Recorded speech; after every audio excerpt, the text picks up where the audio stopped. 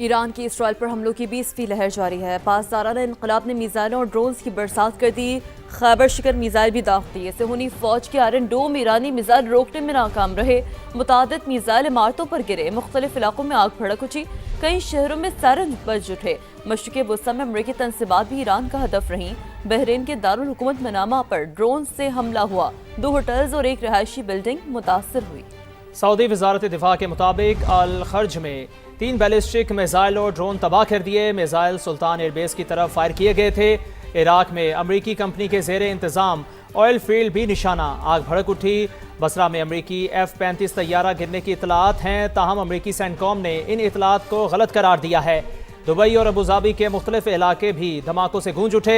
Airport के करीब भी धमाके सुनाई दिए। अमाराती वजारत दिफा के मुताबिक ईरान से आने वाले मिसाइलों और ड्रोन्स को तबाह कर दिया गया। बहरीन में अमरीकी फौजी अड्डे के करीब आग भड़क के मुताबिक ईरान की जानिब से अब तक 212 बैलिस्टिक मिसाइल और 394 ड्रोन्स दागे जा चुके हैं। कतरी वजारत दिफा के मुताबिक अमरीका के अल उदैद बेस पर ड्रोन हमले की कोशिश नाकाम बना दी गई। ईरान के खिलाफ अमरीका और इसराइल की जा रही है जारी। तेहरान, शिराज, करमानशाह, मरकजी और खुरासान समेत मुख्तलिफ इलाकों पर फ़िज़ाई हमले। तेहरान के शिमाली इलाके में बमबारी से 17 अफराद शहीद हो गए। सहूनी तैयारों ने अस्पतालों को भी ना बख्शा। आपको सवाल सबजेज करें कि 13 तिबी मराकज़ समेत 105 अवामी मकामात टारगेट किए गए। शोहदा की मजमूई तादाद 1230 हो गई। सहूनी तैयारों की रात भर लबनान के दारुल हुकूमत बैरूत पर भी बमबारी जारी रही। मजीद 4 शहरी शहीद हुए। लबनान में शोहदा की तादाद 123 हो गई।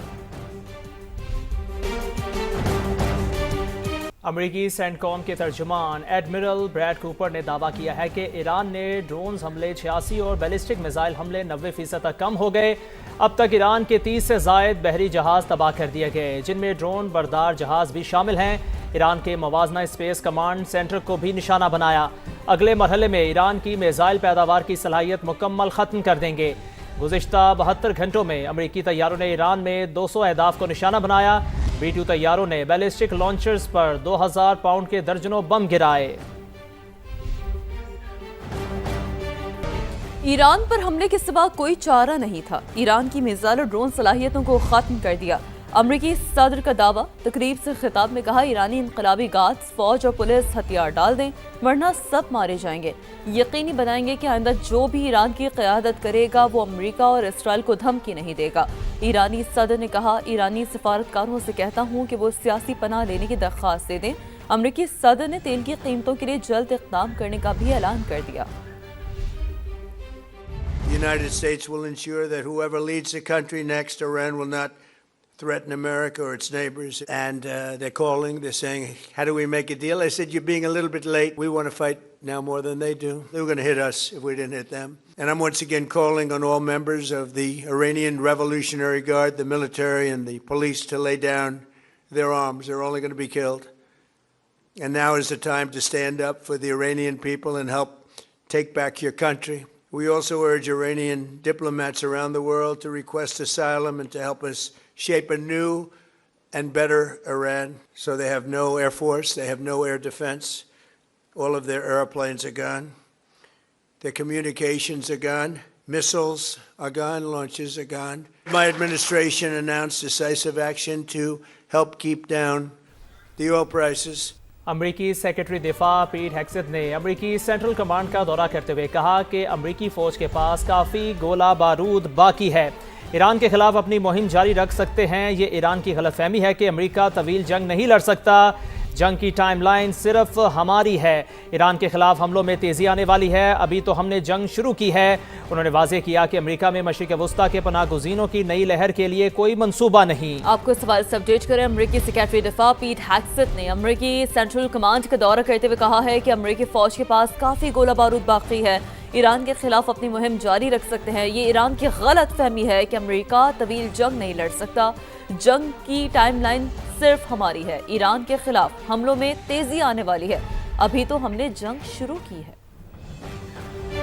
अहम तरीन मौक़िफ़ आपको दें। अमरीका चंद हजार फौजी लेकर ईरान में दाखिल होने का इरादा रखता है। अली लारेजानी की जानिब से कहा गया, आप ईरान आए, हमारे बहादुर फर्जंद आपका इंतजार कर रहे हैं। हमारे जांबाज अमरीकी हुकाम को कैदी और निशाना बनाने के लिए तैयार हैं। अली लारेजानी ने ऐसा कहा है। ईरानी सरजमीन ऐसे लोगों के लिए नहीं है जो तबाही मचाना चाहते हैं। तो आपको अपडेट करें, अली लारेजानी की जानिब से कहा जा रहा है कि अमेरिका चंद हजार फौजी लेकर ईरान में दाखिल होने का इरादा रखता है।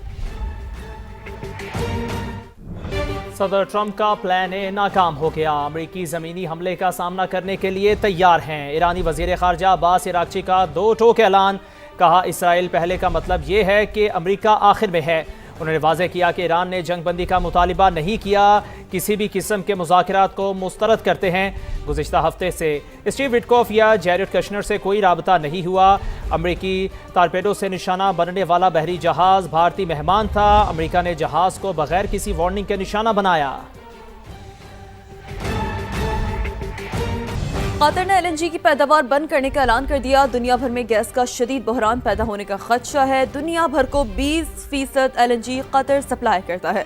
गैर मुल्की खबर एजेंसी के मुताबिक कतर के पैदावारी यूनिट्स को ईरानी हमलों में निशाना बनाया गया। अब न हुर्मुज़ की बंदिश से भी सूरत हाल ज़्यादा बिगड़ी है। LNG की पैदावारी सलाहियत बहाल होने में 1 माह लगेगा। तो आपको इस हवाले से अपडेट करें, बड़ी अहम खबर है LNG की हवाले से। कतर ने LNG की पैदावार बंद करने का ऐलान कर दिया है और दुनिया भर में गैस का शदीद बहरान पैदा होने का खदशा बताया जा रहा है। इस ऐलान के बाद रॉयटर्स ये रिपोर्ट कर रहा है दुनिया भर को 20% LNG कतर सप्लाई करता है। गैर मुल्की खबर एजेंसी के मुताबिक कतर की पैदावारी यूनिट्स को ईरानी हमलों में निशाना बनाया गया। अब न हुर्मुज़ की बंदिश से भी सूरत हाल ज़्यादा बिगड़ी है। अमेरिका का तेल की आलमी मंडी पर दबाव कम करने के लिए बड़ा फैसला। खबर एजेंसी के मुताबिक अमेरिका ने समुद्र में मौजूद रूसी तेल की फरोख्त की इजाज़त दे दी। ये छूट सिर्फ 30 दिन के लिए दी गई है। अहम खबर जिससे आपको आगाह कर रहे हैं, खबर एजेंसी रॉयटर्स के मुताबिक अमेरिका का तेल की आलमी मंडी पर दबाव कम करने के लिए बड़ा फैसला। अमेरिका ने समुद्र में मौजूद रूसी तेल की फरोख्त की इजाज़त दे दी। मशरिक़ वस्ता में कशीदगी, मुल्क में ईंधन के मुमकिन बहरान से निपटने का मिशन। वज़ीर आज़म शहबाज शरीफ ने आज हंगामी इजलास बुला लिया। कौमी एक्शन प्लान पर गौर होगा। मुमकिन तेल बहरान से निपटने के लिए हंगामी इक़दाम की मंजूरी दी जाएगी।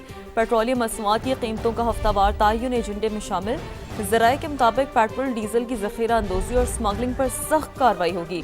LNG, LPG, कुदरती गैस तरजीही शोबों को फराहम की जाएगी। काबीना की इक़्तिसादी राब्ता कमेटी का अहम इजलास भी आज तलब। तालीमी इदारों में ऑनलाइन क्लासेस और वर्क फ्राम होम समेत मुतादिद तजावीज़ दी जाएंगी। कॉर्पोरेट सेक्टर समेत निजी इदारों में भी वर्क फ्राम होम से मुतालिक सिफारिशात तैयार की गई हैं।